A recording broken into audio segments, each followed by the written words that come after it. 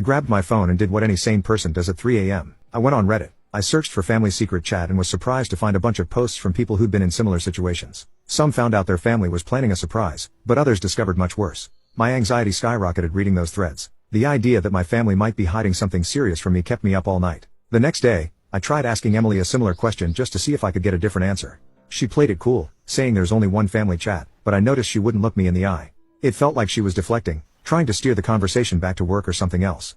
I left the conversation more convinced than ever that something was going on. I knew I couldn't keep tiptoeing around this forever.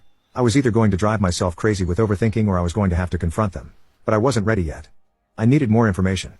I decided then that I was going to get to the bottom of it, even if it meant having an uncomfortable conversation with everyone. I've always trusted my family, but now I'm starting to wonder if I've been naive. Either way, I'm going to find out what's really going on and I'm not stopping until I get answers. Update 1. The next Sunday, we had a family dinner at Emily's place. It was one of those regular get-togethers we've been doing for years. Everyone brings a dish. We sit around the table and catch up. I figured it was the perfect time to test the waters. I wanted to see if I could get any of them to slip up without making it too obvious that I was digging. We were in the middle of dinner, talking about random stuff like Sophie's new job and the latest movie Emily watched. I casually mentioned how I had to mute a few group chats on my phone because they kept blowing up during work. I made a joke about it, pretending it was no big deal. I noticed it immediately, the slight pause. Sophie glanced quickly at Emily, who didn't look up from her plate. I felt a rush of adrenaline.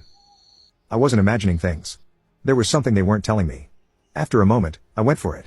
Hey, are there any group chats I'm not in? I asked, keeping my voice light.